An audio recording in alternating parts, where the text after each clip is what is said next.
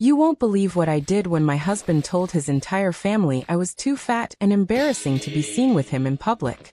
By the time I was finished with my revenge, I had not only transformed my body completely, but I had also stolen his best friend, destroyed his reputation, and left him begging me to come back. But the most shocking part? His best friend had been in love with me for years, and everything my husband said about me being worthless was about to backfire in the most spectacular way possible. My name is Sarah, and 2 years ago, I thought I had the perfect marriage with my husband David. We had been together for 5 years, married for 3, and I believed we were building a beautiful life together. David was successful, charming, and seemed to love me unconditionally. At least, that's what I thought until I discovered what he was really saying about me behind my back. I'll admit that I had gained some weight during our marriage. Between my stressful job as a nurse working 12-hour shifts, dealing with David's demanding career as a real estate developer, and trying to manage our household, I had put on about 40 pounds over 3 years. I went from being a size 8 when we got married to a size 14, and I was definitely feeling insecure about the changes in my body. David never said anything directly mean to me about my weight, but I started noticing little things. He would make comments about other women we saw, saying things like, "She really takes care of herself," or, "It's nice to see someone who prioritizes their health." When I would reach for a second helping at dinner, he would give me this look that made me feel ashamed and put my fork down. I tried to lose weight several times during our marriage, but between my exhausting work schedule and the stress of David's increasingly critical behavior, I found it almost impossible to stick to any diet or exercise routine. David would say he supported my efforts, but he never actually helped with anything that would make it easier for me to succeed. When I asked him to cook healthier meals or join me at the gym, he always had excuses. His work was too demanding, he was too tired, or he would suggest that I should be able to handle it on my own if I really wanted to change. Meanwhile, he would bring home pizza and ice cream, or suggest we order takeout because he didn't want to wait for me to cook something healthy. The turning point came 6 months ago when David's company was throwing their annual summer party. It was a big outdoor event with all of his colleagues, their families, and some important clients. David had been talking about this party for weeks, emphasizing how important it was for his career, and how he needed to make a good impression. The day before the party, David came home from work with a strange expression on his face. He seemed nervous and fidgety, like he wanted to tell me something but didn't know how to bring it up. "Sarah," he said finally, "I need to talk to you about tomorrow's party." I was in the kitchen preparing a healthy salad for dinner, trying once again to get back on track with eating better. "What about it?" I asked, not looking up from chopping vegetables. David was quiet for a long moment before he said, "I think maybe you should stay home tomorrow." I stopped chopping and looked at him, confused. "What do you mean, stay home? We've been planning to go together for weeks. I already bought a new dress." David shifted uncomfortably. "I know, and I'm sorry, but I've been thinking about it and I just feel like maybe it would be better if I went alone this time." "Why?" I asked, feeling hurt and confused. "Did I do something wrong?" David sighed and ran his hands through his hair. "It's not that you did anything wrong, Sarah. It's just, this party is really important for my career, and there are going to be a lot of influential people there. I need to make the right impression." I still didn't understand what he was getting at. "Okay, and how does me being there prevent you from making a good impression?" David looked everywhere except at me. "Sarah, you have to know that you've changed since we got married. You're not the same person I married, physically speaking, and I'm worried about how it will look." The words hit me like a physical blow. I felt my face burning with embarrassment and hurt. "How it will look," I repeated quietly. "I'm sorry," David said, but he didn't sound sorry. He sounded frustrated, like I was being unreasonable for not understanding. I know it sounds harsh, but the reality is that appearances matter in my business. People judge you based on your spouse, and I can't afford to have people thinking that I don't have my life together. I set down my knife and turned to face him fully. "So you're saying that me being overweight makes it look like you don't have your life together?" David threw up his hands. "I'm saying that in my industry, image is everything. Successful men have wives who take care of themselves. It's not fair, but that's how the world works." I felt tears starting to form in my eyes, but I was also getting angry. David, I work 12-hour shifts saving people's lives. I come home exhausted and try to take care of our house, our finances, and our relationship. I'm sorry that my appearance isn't prioritizing your career advancement. That's not what I'm saying, David said, but his tone suggested that it was exactly what he was saying. Look, Sarah, I love you, but love isn't always enough in the real world. I need a partner who helps my career, not someone who holds it back. The conversation ended with me agreeing to stay home from the party, but something fundamental had changed in our marriage that night. David had essentially told me that he was ashamed of me, that my appearance was an embarrassment to him, and that I was holding back his success. I spent that weekend crying and feeling sorry for myself, but by Monday morning, something else had started to grow inside me alongside the hurt. It was anger, determination, and a desire to prove David wrong about everything he had said. I started paying attention to how David treated me in social situations, and I began to realize that his comments about the party weren't an isolated incident. David had been subtly hiding me and minimizing my presence in his professional and social life for months. When we went to restaurants, David would choose tables in corners or less visible areas. When we ran into his colleagues or friends unexpectedly, he would keep our conversations brief and seemed eager to get away. When people asked about me or our marriage, David would change the subject quickly or give vague, unenthusiastic responses. I also started noticing that David never posted photos of us together on his social media anymore. His Instagram and Facebook were full of pictures of him at work events, out with friends, and traveling for business, but I was completely absent from his online presence. It was like he was living a single man's life on social media while being married to me in private. The final straw came when I overheard a phone conversation David was having with his best friend, Marcus. Marcus had been David's college roommate and was now also successful in real estate. He was handsome, single, and everything that David apparently thought he should be. I wasn't intentionally eavesdropping, but I was in our bedroom folding laundry when David came home and immediately called Marcus. David didn't realize I was upstairs, and he was speaking loudly enough that I could hear every word from the hallway. Dude, I don't know how much longer I can do this, David was saying. Sarah has really let herself go since we got married. I'm embarrassed to be seen with her. I froze, a pile of David's shirts in my hands, and listened as my husband destroyed me to his best friend. I mean, she was hot when we met, David continued. That's why I married her. But now? She's probably 40 pounds heavier. She dresses like a mom even though we don't have kids, and she just doesn't take care of herself anymore. Marcus said something I couldn't hear, and David laughed. I know, right?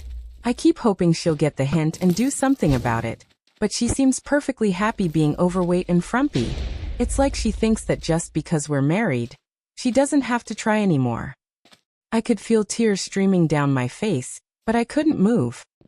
I needed to hear what else David was going to say. The worst part is that it's affecting my career, David said. You know how important image is in our business. When potential clients see me with Sarah, they probably think I'm not successful enough to have a hot wife. It makes me look like a loser. Marcus apparently made some comment about divorce, because David laughed again. I've thought about it, trust me, but divorce would be expensive, and honestly, Sarah handles all the boring domestic stuff that I don't want to deal with. She pays the bills, does the shopping, keeps the house clean. She's like a really expensive maid that I happen to be married to. My hands were shaking so badly that I dropped the shirts I was holding. The sound must have carried downstairs because David suddenly went quiet. Hold on, he said to Marcus. I think Sarah might be home. David called my name, and I managed to respond from upstairs, trying to keep my voice steady.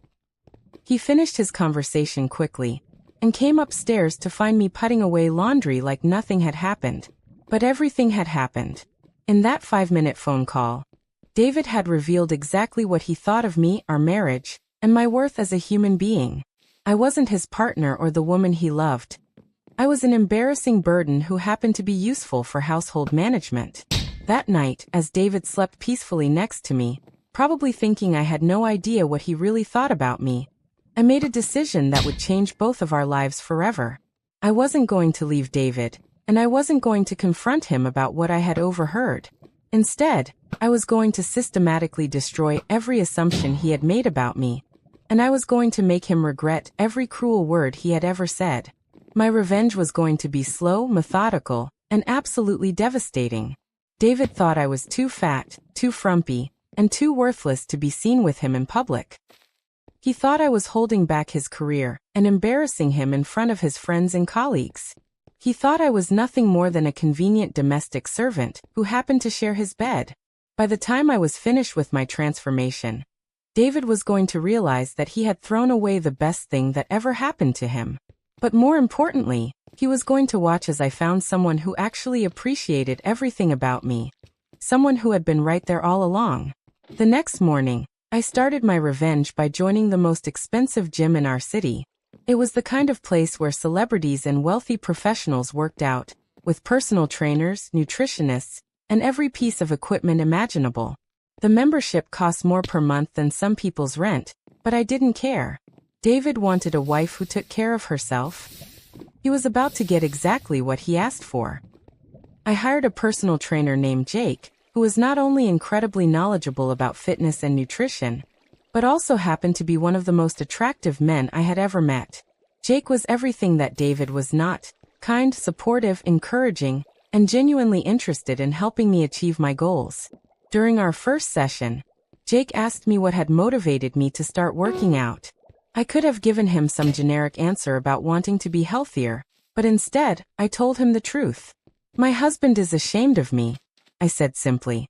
"He thinks I'm too fat and embarrassing to be seen with him. He told me that my appearance is holding back his career." Jake looked shocked and angry. "Your husband said that to you?" "Not directly," I admitted. I overheard him saying it to his best friend. But the message was clear. Jake shook his head in disgust. "That's one of the cruelest things I've ever heard. Sarah, I want you to know that there is absolutely nothing wrong with your body. You're beautiful exactly as you are. But if you want to make changes for yourself, I'm here to help you become the strongest, most confident version of yourself possible." Working with Jake 3 times a week became the highlight of my schedule. He was professional, encouraging, and never made me feel judged or embarrassed about my fitness level. More importantly, he treated me like I was valuable and worth investing in, which was a stark contrast to how David had been treating me. Within the first month, I had lost 8 pounds and was already feeling stronger and more energetic. But the physical changes were nothing compared to the mental and emotional transformation that was happening. For the first time in years, I felt like someone actually cared about my well-being and wanted to see me succeed. David barely noticed the changes at first, which told me everything I needed to know about how much attention he actually paid to me. When I mentioned that I had joined a gym, he made some dismissive comment about hoping I would stick with it this time, but he didn't ask any questions about my routine or offer any support. While I was working on transforming my body, I was also working on other aspects of myself that David had been criticizing. I booked appointments with a high-end hairstylist, updated my wardrobe with the help of a personal shopper, and even started taking dance classes to improve my confidence and posture. Every change I made was funded by money from our joint savings account, which David never monitored because he had always left the financial management to me. He had no idea that I was spending thousands of dollars on my transformation, or that I was documenting every expense as an investment in proving him wrong. 2 months into my fitness journey, something unexpected happened. Jake and I were finishing up a particularly challenging workout when he made a comment that stopped me in my tracks. "Sarah," he said as I was stretching, "I hope you don't mind me saying this, but your husband is an idiot." I looked up at him, surprised. Jake had always been professional and had never commented on my personal life beyond being supportive about my goals. "What do you mean?" I asked. Jake hesitated for a moment, like he was debating whether he should say what he was thinking. "I mean that any man who doesn't appreciate you exactly as you are doesn't deserve you. You're intelligent, funny, kind, and beautiful. The fact that he made you feel like you needed to change to be worthy of his affection says everything about his character and nothing about yours." I felt tears welling up in my eyes, but they weren't tears of sadness. They were tears of gratitude and recognition. Jake saw me as a whole person, not just a body that needed to be fixed or improved. "Thank you," I said quietly. "I needed to hear that." Jake smiled and handed me a towel. "I just want you to know that whatever you decide to do with your life, you deserve someone who appreciates everything about you." That conversation with Jake planted a seed in my mind that would eventually grow into the most satisfying part of my revenge against David. But first, I needed to complete my physical transformation and set the stage for the ultimate revelation. By month 4, I had lost 25 pounds and had completely transformed my body. I wasn't just thinner. I was stronger, more toned, and more confident than I had ever been in my life. My clothes fit better, my skin was clearer from all the healthy eating and exercise, and I carried myself differently. More importantly, I had learned to value myself in a way that I never had before. Working with Jake had shown me what it felt like to have someone invest in my success and celebrate my achievements.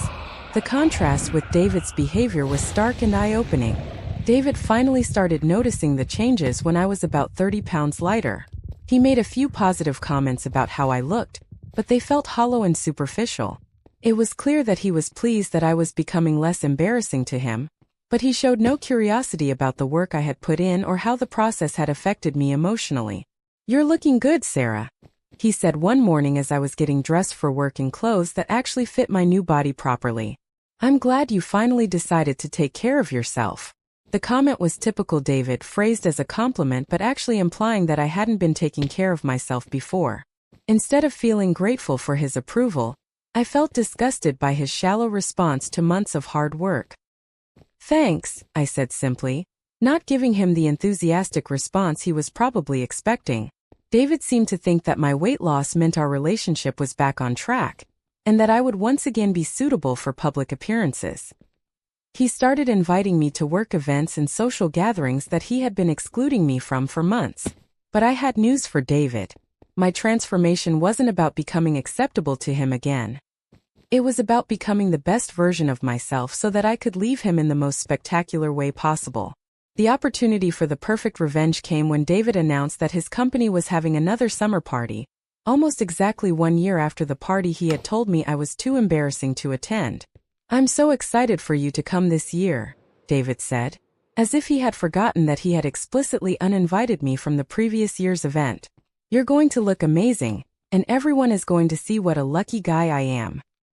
I smiled and agreed to attend the party, but David had no idea what I was really planning. This party was going to be the stage for revealing everything I had discovered about our marriage, and David was going to learn exactly what it felt like to be publicly humiliated and embarrassed. But the most shocking part of my plan involved Marcus, David's best friend who had listened to him trash me on the phone months earlier. What David didn't know was that Marcus had been reaching out to me throughout my transformation, and what had started as friendly check-ins had developed into something much deeper. It turned out that Marcus had always found me attractive and had been disgusted by the way David talked about me. He had tried to defend me during their conversations, but David had been too self-absorbed to listen. Marcus had been watching my transformation with admiration and growing feelings that he was finally ready to act on. 3 weeks before David's company party, Marcus asked me to meet him for coffee. I knew what was coming, and I was ready for it. "Sarah," Marcus said as we sat in a quiet corner of an upscale cafe, "I need to tell you something that I probably should have said a long time ago." I waited for him to continue, even though I already knew what he was going to say. "I think you're incredible," Marcus said, looking directly into my eyes. "I've always thought you were too good for David, and watching how he's treated you over the past year has made me realize that I can't stay silent anymore." Marcus went on to tell me that he had feelings for me, that he had always been attracted to me, and that he wanted to be with someone who would appreciate and value me the way I know this is complicated because of my friendship with David, Marcus said, but I can't pretend anymore that I don't have feelings for you. You deserve so much better than how he treats you. I looked at this handsome, successful, kind man who was essentially offering me everything that David had been withholding, and I made a decision that would complete my revenge in the most perfect way possible. "Marcus," I said, reaching across the table to take his hand, "I have feelings for you too." What followed was the most intense and passionate 3 weeks of my life. Marcus and I began a secret affair that was everything my marriage to David was not. Marcus was attentive, affectionate, and genuinely interested in me as a person. He celebrated my achievements, supported my goals, and made me feel desirable and valued every single day. The irony was perfect. David had spent months telling Marcus how embarrassing and unattractive I was, while Marcus was falling in love with me and planning to steal me away from his best friend. David had no idea that while he was congratulating himself on having a wife who was finally acceptable to be seen with in public, that same wife was having the best sex of her life with his best friend and planning to leave him at the most humiliating moment possible. The night of David's company party had finally arrived, and I was ready to execute the final phase of my revenge. I looked absolutely stunning in a dress that showed off my new figure, and I felt more confident and powerful than I ever had in my entire life. David was practically glowing with pride as we walked into the party together. He introduced me to colleagues and clients with enthusiasm, taking credit for my transformation and basking in the positive attention my appearance was generating. "Doesn't Sarah look amazing?" David kept saying to people, as if my weight loss was somehow his achievement. "I'm so proud of her for getting healthy." But David's pride was about to turn into the most public humiliation of his life, and I couldn't wait to see his face when he realized that everything he thought he knew about our marriage was about to explode in front of everyone who mattered to his career. Marcus was at the party, looking devastatingly handsome and giving me meaningful looks across the room. We had planned exactly how the evening was going to unfold, and David was about to discover that his embarrassing wife had been having an affair with his best friend, the same best friend who had listened to him complain about how unattractive and worthless I was. As I stood next to David, smiling and playing the role of the grateful wife who had finally made herself worthy of his affection, I counted down the minutes until I would reveal the truth that would destroy his ego, his friendship, and his reputation all at once. David thought he had won by getting the wife he wanted, but he was about to learn that he had actually lost everything that mattered. And the best part was that he had done it all to himself with his cruelty, shallowness, and complete inability to appreciate what he had when he had it. The moment I had been planning for months was finally here, and David Henderson was about to get exactly what he deserved. The moment I had been waiting for finally arrived when David's boss, Mr. Richardson, took the microphone to make the evening's main speech. He was talking about company achievements and thanking everyone for their hard work when he mentioned that they would be opening the floor for anyone who wanted to share personal stories or acknowledgements. David leaned over to me with a huge smile on his face. "You should say something, Sarah. Tell everyone about your amazing transformation. It would be so inspiring." I smiled back at him, knowing that he had no idea what kind of speech I was actually planning to give. "You know what, David? I think I will." David beamed with pride as I raised my hand and was called to the microphone. He was probably expecting me to give some heartfelt speech about how supportive he had been during my weight loss journey, and how grateful I was to have such a wonderful husband. As I walked to the front of the room, I caught Marcus's eye. He gave me a subtle nod of encouragement, and I felt a surge of confidence. Everyone in the room was about to learn the truth about David Henderson, and I couldn't wait to see his face when his perfect evening turned into his worst nightmare. "Good evening, everyone," I began, my voice clear and confident. "My name is Sarah Henderson, and I'm David's wife. David suggested I speak tonight because I've gone through quite a transformation over the past 6 months." The audience was listening politely, and I could see David in the front row looking proud and expectant. "You see," I continued, "6 months ago, my husband told me that I was too fat and embarrassing to attend this very party. He said that my appearance was holding back his career and that successful men need wives who take care of themselves." I could see the confusion starting to spread across the audience's faces, and David's smile was beginning to falter. "So I decided to give David exactly what he said he wanted," I said, gesturing to my transformed appearance. "I lost 40 pounds, hired personal trainers, updated my wardrobe, and became the wife he claimed he needed for his career success." David was now looking panicked and was making small motions with his hand, trying to get me to stop talking. But I was just getting started. "But here's what I learned during my transformation," I continued, my voice getting stronger. "The problem was never my weight. The problem was that I was married to a man who valued me so little that he saw me as nothing more than a career accessory. The room had gone completely silent. People were staring at David with shocked expressions, and I could see some of his colleagues whispering to each other. I found out that David was telling people I was an embarrassment to him, I said, pulling out my phone. In fact, I have a recording of a conversation he had with his best friend Marcus 6 months ago, where he called me fat, frumpy, and said I was like an expensive maid he happened to be married to. David shot up from his chair, his face bright red. "Sarah, stop this right now," he said loudly enough for people nearby to hear. But I wasn't stopping. I was just reaching the best part. "The really interesting thing," I said, looking directly at David, "is that during the 6 months I was transforming myself to become worthy of your affection, I discovered what it felt like to be valued and appreciated by someone who actually cared about me." I could see Marcus moving closer to the front of the room, and David noticed too. His expression changed from panic to confusion as he tried to figure out what was happening.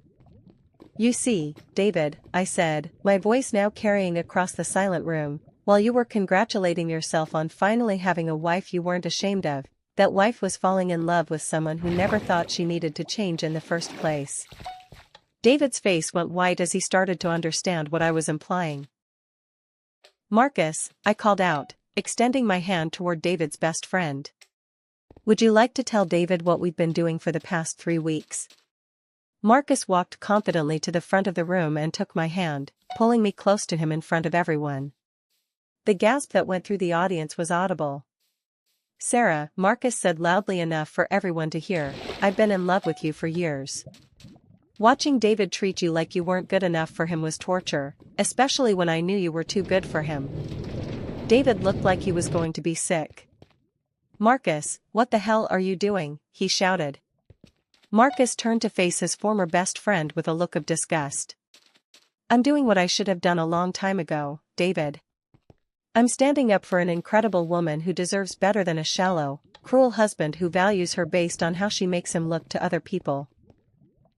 I could see people in the audience taking out their phones to record what was happening. David's public humiliation was being documented and would probably be all over social media within hours. "David," I said, addressing my husband directly, "you wanted a wife who wouldn't embarrass you in front of your colleagues. Well, congratulations. You're about to find out what real embarrassment feels like." I pulled out a folder that I had been carrying and opened it to reveal copies of bank statements, credit card bills, and receipts. "Ladies and gentlemen," I announced to the room, "I'd like you to know that David's amazing transformation of his wife cost over $12,000. Money that came from our joint savings account, which David never bothered to monitor because he left all the financial management to his expensive maid." David lunged toward me, probably trying to grab the papers, but Marcus stepped in front of him. "Don't even think about it," Marcus warned David. "You've humiliated Sarah enough. Now it's your turn." I continued reading from my documentation. David spent months telling people that I was lazy and had let myself go, but he never mentioned that I worked 12-hour shifts as a nurse, manage all of our household finances, do all of our shopping and cleaning, and somehow also found time to lose 40 pounds and completely transform my appearance. The audience was now openly staring at David with disgust and disbelief. His boss, Mr. Richardson, looked particularly appalled. "But here's my favorite part," I said, reaching the climax of my public revelation. "David told Marcus that he stayed married to me because divorce would be expensive and I was useful for handling boring domestic stuff. Well, David, I hope those domestic services were worth it, because they just cost you a lot more than a divorce would have." I turned to Marcus and kissed him passionately in front of the entire room, making sure everyone understood exactly what was happening. When we broke apart, I looked back at David, who was standing frozen in shock and humiliation. "Oh, and David?" I said sweetly. "I'm keeping the body. But you can keep the house, because I'm moving in with Marcus. Turns out, he's always thought I was beautiful exactly as I am." The room erupted in shocked conversations and whispers. David's colleagues were staring at him with a mixture of disgust and pity. His boss looked furious, probably realizing that one of his employees had just been publicly exposed as emotionally abusive and was now involved in a scandalous affair revelation. David tried to follow us as Marcus and I walked toward the exit, but several people blocked his path. I could hear him trying to explain himself, claiming that I was lying or that there was more to the story, but no one seemed interested in hearing his excuses. As we reached the door, I turned back one last time to see David standing alone in the middle of the room, his face red with embarrassment and anger, while his colleagues whispered and pointed at him. "Sarah, wait," he called out desperately. "We can work this out. Don't do this." But I was done listening to David. I had given him the perfect wife he claimed he wanted, and now I was giving her to someone who had always appreciated her. Marcus and I walked out of that party hand in hand, leaving David to face the consequences of months of cruelty and shallowness. But our revenge was far from over. What David didn't know was that his public humiliation was just the beginning of how his treatment of me was going to destroy his life. Over the next few days, word of what had happened at the company party spread throughout David's professional and social circles. Videos of my speech and the revelation of my affair with Marcus had been posted on social media and were being shared widely. David's reputation was in ruins. His colleagues had lost all respect for him after seeing how he had treated his wife.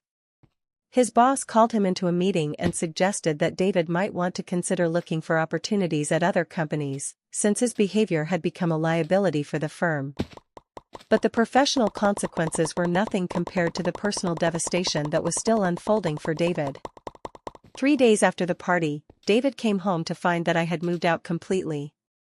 I had taken all of my belongings, my car, and half of our savings account, the half that hadn't been spent on my transformation. I left him a note that simply said, "David, you got exactly what you asked for.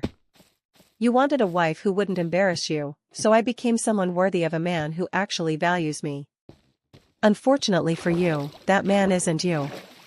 Sarah."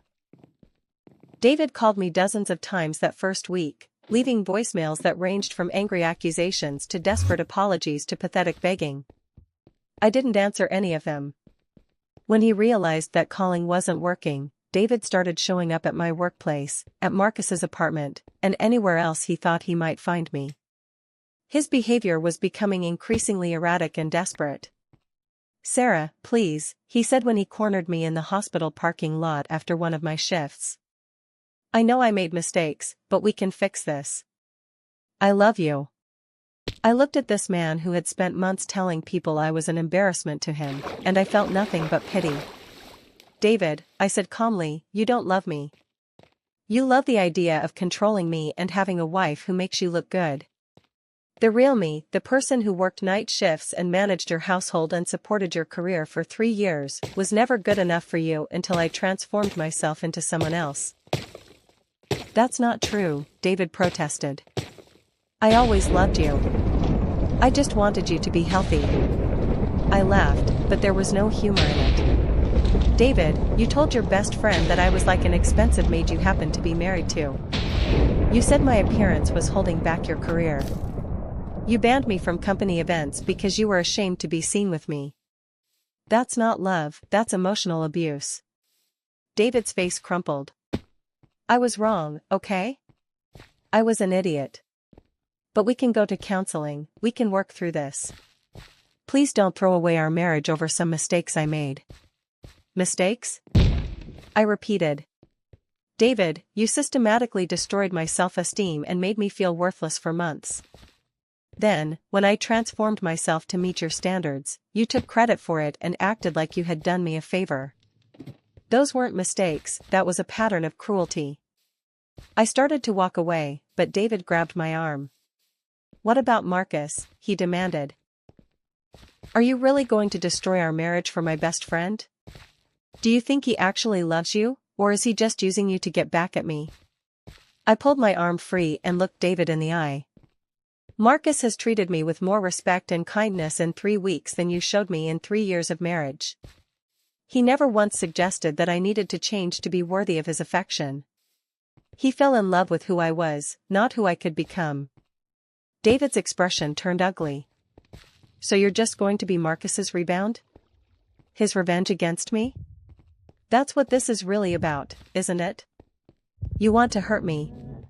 David, I said tiredly, this isn't about hurting you. This is about me finally realizing that I deserve better than a husband who sees me as an accessory to his success. Marcus just happened to show me what that looks like. I left David standing in the parking lot and drove to Marcus's apartment, where I was greeted with warmth, affection, and genuine interest in how my day had gone. The contrast between David's desperate manipulation and Marcus's steady support was striking. Over the following weeks, David's behavior became increasingly problematic. He was calling my workplace, harassing my friends and family for information about where I was living, and showing up at places where he thought I might be. Marcus finally had to get a restraining order when David started following us and making threats. The legal document was just another public humiliation for David, who was now known throughout his professional community as someone who couldn't handle his wife leaving him. But David's troubles were far from over. His erratic behavior was affecting his work performance, and his boss was losing patience with the drama David was bringing to the office.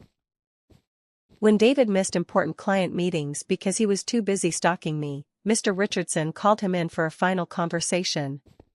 David, his boss said, I'm going to be direct with you. Your personal problems are affecting your professional performance, and frankly, your reputation has become a liability for our company. David tried to defend himself, claiming that his personal life shouldn't affect his job, but Mr. Richardson wasn't interested in excuses. David, your behavior at the company party and your subsequent actions have embarrassed our firm. We represent high-end clients who expect their real estate agents to be professional and stable. You've shown that you're neither. David was fired that day, losing the successful career that he had claimed was so important that I needed to change my appearance to support it. The irony was perfect. David had sacrificed his marriage for his career, and ended up losing both. Meanwhile, my relationship with Marcus was flourishing. He was everything that David was not: supportive, encouraging, and genuinely interested in me as a person. Marcus celebrated my professional achievements, encouraged my personal goals, and made me feel valued and appreciated every single day. 6 months after leaving David, Marcus and I moved in together officially. We had a beautiful apartment with a view of the city, and for the first time in years, I felt truly happy and at peace. David, on the other hand, was spiraling. He had lost his job, his wife, his best friend, and his reputation. He was living alone in the house that we had once shared, struggling to find new employment in an industry where his professional reputation had been destroyed. I heard through mutual friends that David had been telling people that I had stolen his life and destroyed his career out of spite. He couldn't accept responsibility for how his own behavior had led to his downfall. 1 year after my transformation began, Marcus proposed to me in the most romantic way possible. He had planned a surprise party with all of our friends and family, and when he got down on one knee, everyone cheered and cried with happiness. Sarah, Marcus said, his voice full of emotion, you are the most incredible woman I've ever known. You're strong, beautiful, intelligent, and kind. I fell in love with you exactly as you were, and I've watched you become even more amazing as you've learned to value yourself the way you deserve. I said yes, of course, and as Marcus slipped the ring onto my finger, I thought about how different my life had become in just 1 year. David had wanted me to transform myself to become worthy of his love and respect. Instead, I had transformed myself and realized that I was worthy of so much more than David had ever been willing to give me. The wedding was everything I had always dreamed of. Beautiful, joyful, and surrounded by people who genuinely cared about our happiness. David was not invited, obviously, but I heard that he had seen the wedding photos on social media and had been devastated. According to mutual friends, David had started drinking heavily and was struggling. He had moved to a different city to try to restart his career, but his reputation had followed him and he was having trouble finding stable employment. I felt no satisfaction in hearing about David's continued struggles. My revenge had never been about destroying his life, it had been about showing him the consequences of treating someone you're supposed to love with cruelty and disrespect. David had made choices about how to treat me, and those choices had natural consequences. He lost his wife because he didn't value her. He lost his best friend because he didn't deserve loyalty from someone who saw how badly he treated people. He lost his career because his behavior was unprofessional and embarrassing. 2 years after my transformation began, Marcus and I were happily married and building a beautiful life together. I had been promoted at the hospital and was respected by my colleagues for my professional skills and personal integrity. Meanwhile, David was still struggling to rebuild his life in a new city, working for a small real estate company and living in a modest apartment. He had learned too late that the wife he had taken for granted was actually the best thing that had ever happened to him. I occasionally thought about David and wondered if he had learned anything from losing everything. I hoped that he had developed some understanding of how his behavior had affected me and would treat future partners better, but mostly, I focused on the incredible life I was building with Marcus. We were talking about starting a family, buying a house, and planning for a future that was full of mutual respect, love, and appreciation. The transformation that had started as a way to meet David's shallow standards had become something much more meaningful. I had learned to value myself, demand respect from partners, and recognize the difference between someone who loved me for who I was and someone who loved me for how I made them look. David had wanted a wife who wouldn't embarrass him, but he had ended up embarrassing himself more than anyone else ever could have. His cruelty and shallowness had been exposed publicly, and he had lost everything that mattered because he couldn't appreciate what he had done. In the end, David's rejection of me had been the best thing that ever happened to me. It had forced me to become stronger, more confident, and more selective about who I allowed into my life. It had led me to Marcus, who loved me unconditionally and showed me what a healthy relationship looked like. Sometimes the best revenge is simply living well and finding someone who appreciates everything about you that your ex-partner took for granted. David had thrown away a loyal, hard-working, loving wife because he thought she wasn't good enough for him. Now he knew exactly what he had lost, and he would have to live with that knowledge for the rest of his life. Meanwhile, I was living the life I had always deserved with someone who had always known my worth. That was the most satisfying revenge of all.